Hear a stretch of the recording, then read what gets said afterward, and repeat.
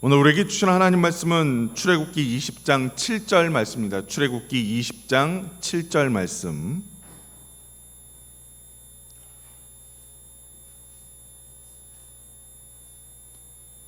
출애굽기 20장 7절 말씀 함께 봉독하겠습니다. 제가 받들어 봉독합니다. 너는 내 하나님 여호와의 이름을 망령되게 부르지 말라. 여호와는 그의 이름을 망령되게 부르는 자를 죄 없다 하지 아니하리라. 아멘.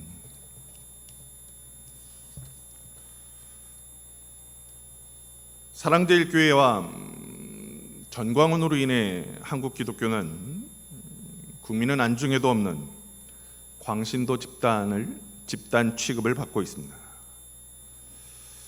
심지어 최근에는 일부 언론에서 신천지가 차라리 기독교보다 낫다 이런 식의 반기독교적인 기사를 쏟아놓을 정도로 현 시국 한국교회에 대한 여론은 악화일로에 있습니다. 이런 시국의 일부 교회와 목회자들이 종교 탄압을 꺼내들고 나선 건 불난집에 기름을 부은 것과 같은 현상이 되었고, 그래서 지난 주간 저희 교단을 중심으로 교회가 죄송합니다라는 캠페인이 벌어지기도 했습니다. 그나마 교회들이 방역에 협조하는 노력들이 여러 가지 매체를 통해서 보도되기 시작하면서 그나마 악화되기만 했던 여론에 약간의 반전이 생긴 건 참 다행이라는 생각이 듭니다. 그러면서 생각해 봅니다. 왜 한국 교회는 이 지경까지 왔을까? 왜 교회가 교회로서의 정체성을 부정당하고 예배가 마치 돈벌이 수단인 양 사람들로부터 폄하되고 있을까? 그런 고민의 끝에 떠오른 것이 기본기에 대한 고민이었습니다.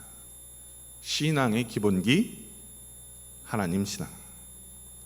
이 기본기의 시각에서 볼 때 한국교회의 현실은 아주 기본기가 취약한 기복주의만 있는 신앙이었습니다.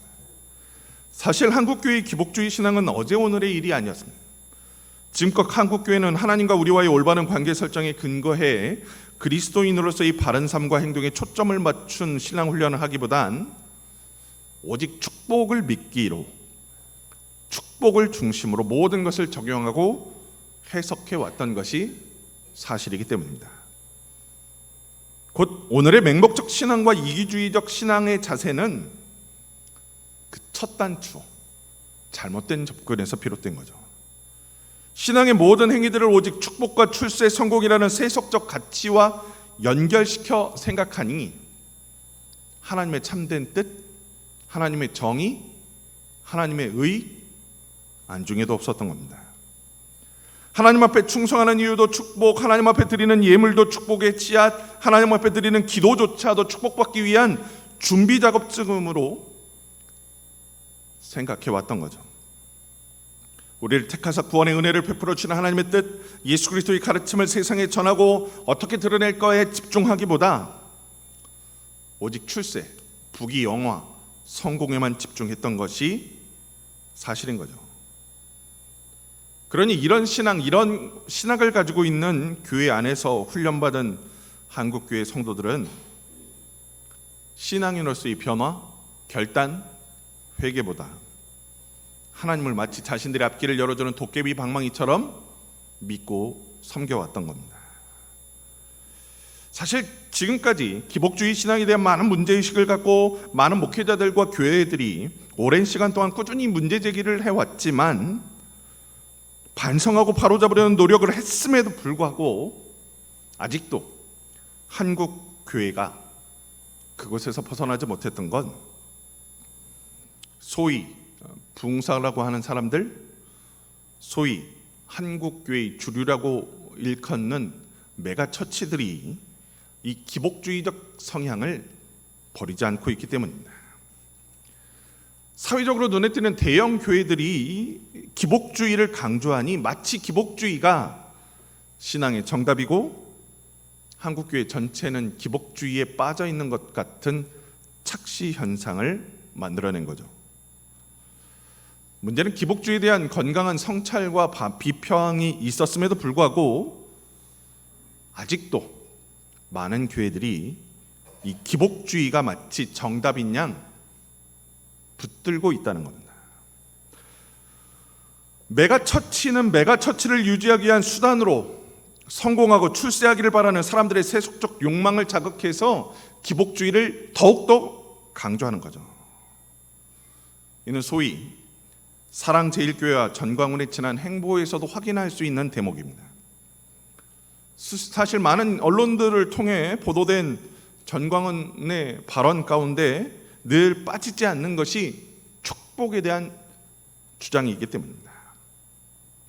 광화문에 나와 자신과 함께 정부 반대 집회를 하는 것도 축복을 받는 비결이고, 자신이 하는 행위에 후원하는 헌금을 하는 것도 축복을 받는 비결이라는 그의 주장이, 그가 또 한국교회가 얼마나 기복주의에 깊게 물들어 있는가를 보여주는 단면인 거죠. 결국 기복주의의 늪에서 벗어나지 못한 상황에서 닥쳐온 코로나의 위기는 이런 잘못된 신앙, 잘못된 신학의 한계를 그대로 드러내고 있습니다. 하나님을 믿고 섬기는 모든 신앙생활의 중심에 오직 나만을 생각하는, 나만을 중심으로 생각하는 기복주의 신앙이 코로나라고 하는 위기 앞에서 이웃들에 대한 걱정, 이웃들에 대한 배려, 사회적 책임 대신 내 신앙, 내 구원만을 강조하는 방식으로 드러나고 있으니까요. 내 이웃을 내 몸과 같이 사랑하라는 예수님의 가르침 온데간데 없이 사라졌고, 오직 나만을 위한 현장 예배만이 하나님이 가르치신 유일한 방법인 양, 그것이 유일한 구원의 도구인 양 주장되고 있는 것이 우리들의 현실이기 때문입니다. 그럼 진짜 성경의 가르침은 뭘까요? 성경은 출세와 풍요를 터부시합니까? 기독교인은 출세하면 안 되고 풍요하면 안 되는 그런 종교입니까? 그렇지 않습니다. 성경 분명 출세와 성공, 풍요를 약속하고 강조합니다. 문제는 그 출세, 그 풍요, 그 성공의 중심이 내가 아니라 하나님께 있는 거죠. 하나님께.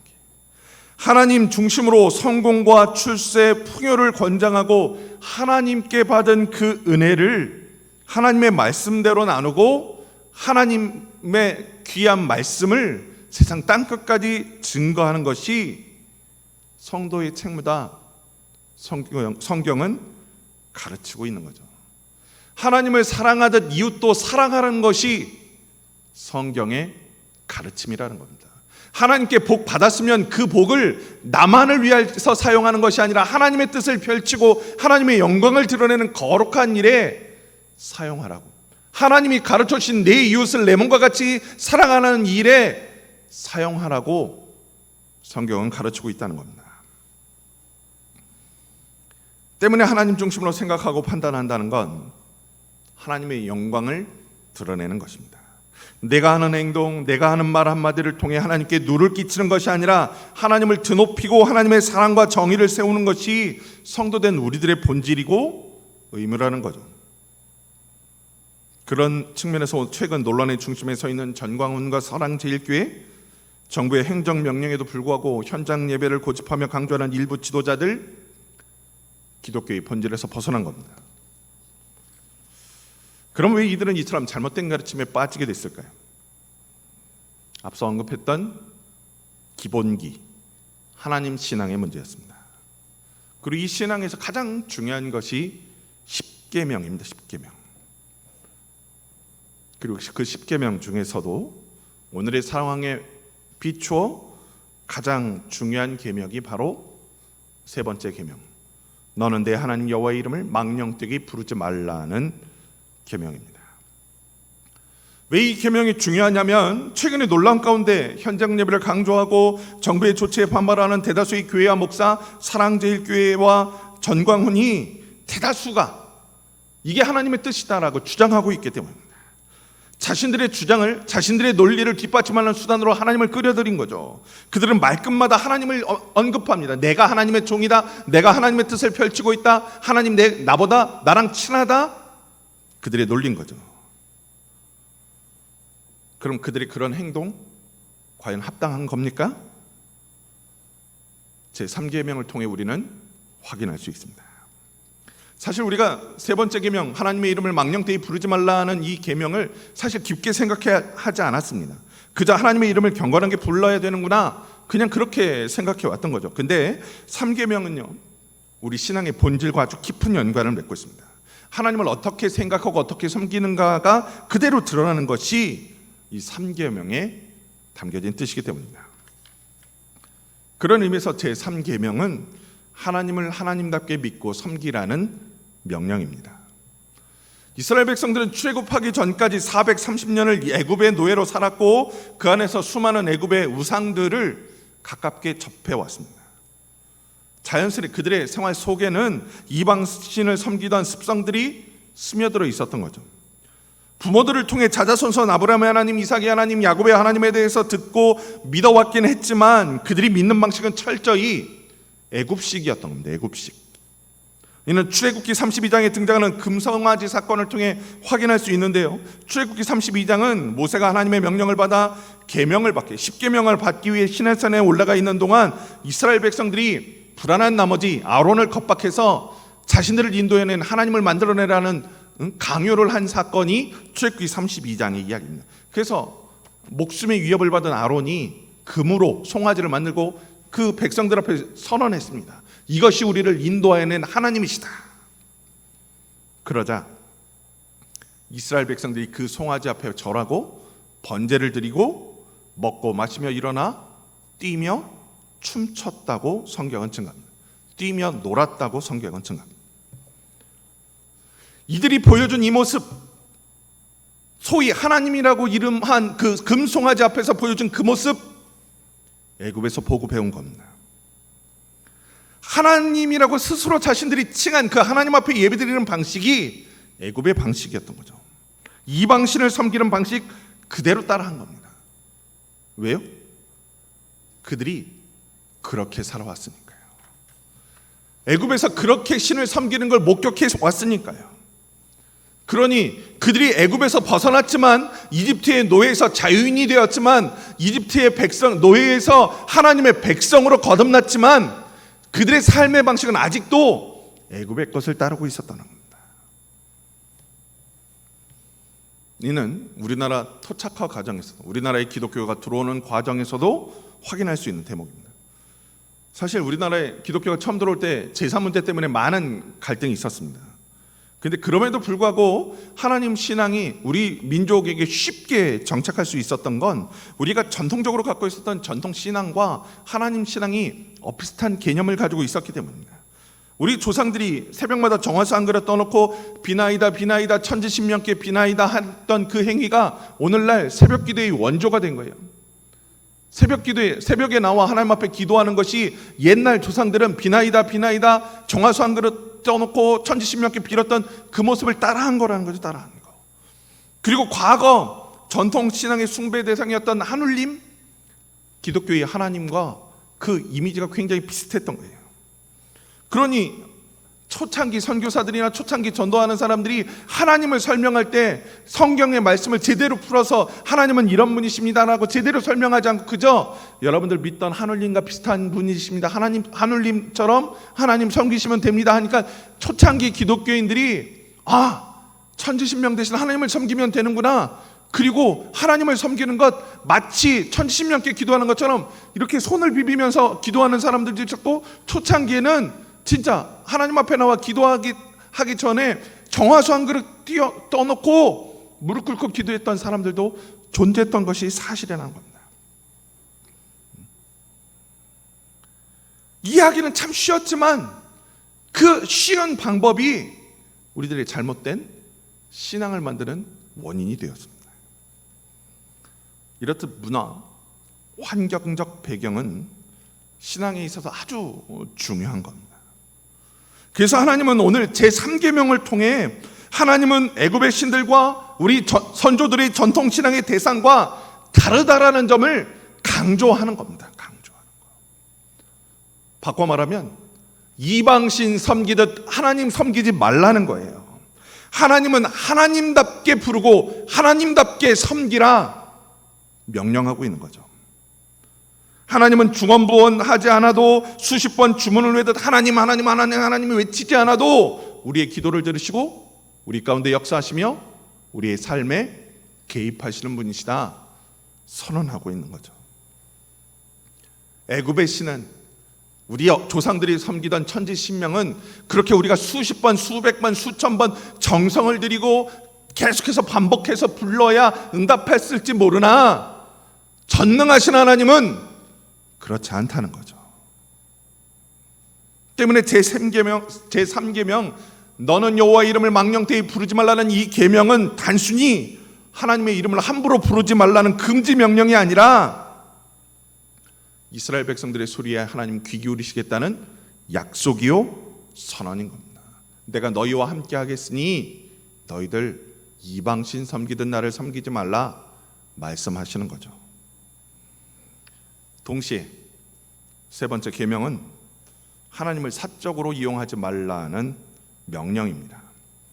개인의 영달과 부귀영화를 위한 수단으로 내 주장을 뒷받침하는 근거로 하나님의 이름을 들먹이지 말라는 거죠. 이는 최근 예배에 대한 논란을 겪고 있는 한국교회에 아주 중요한 겁니다. 오늘날 현장 예배를 강조하는 대다수의 행태가 바로 이 삼계명의 정신에 위배되고 있기 때문입니다. 제3계명의 진심은 천지의 창조주 하나님의 이름이 함부로 사용되어서도 안 되고 우리가 하나님을 경배하고 찬양하는 것 이외의 그 어떤 목적으로도 그 하나님의 이름을 이용하지 말라는 명령이기 때문입니다. 그것이 설사 나의 정당성을 입증하려는 목적이듯 그것이 나의 무죄함을 항변하기 위한 목적이듯 함부로 하나님의 이름을 언급하지 말라는 거죠. 그리고 실제로 이스라엘 백성들은 그 역사 속에서 하나님의 이름이 나오는 성경 구절을 읽을 땐 침묵으로 대신하기도 했습니다. 하나님의 이름을 함부로 언급하지 않은 거죠. 우리 과거 전통도 그렇지 않습니까? 정말 존경하는 분, 부모님의 이름 함부로 부르지 않았잖아요. 지나가는 강아지 이름처럼 부르지 않잖아요. 그 이름 존귀하게 생각했던 겁니다. 그런 의미에서 최근 벌어지는 현장 예배에 대한 논란, 집합금지 명령에 대한 논란 등에 하나님을 앞세우는 일 옳지 않습니다. 왜냐하면 현재 벌어지고 있는 논란은 결국 믿는 우리들의 잘못된 행동과 방역수칙 위반에서 비롯된 것이기 때문입니다. 현재 이 집합금지 명령이나 온라인 예배 전환하라는 정부의 명령이 내려온 이유, 집합금지 명령, 그 정부가 이야기하는 그 보건수칙, 방역수칙 지키지 않고 그냥 자기들 판단대로 모여서 밥 먹고 모여서 막 통성으로 기도하고 모여서 모임 계속해서 반복한 결과라는 거죠. 아니람이 만들어낸 결과라는 겁니다.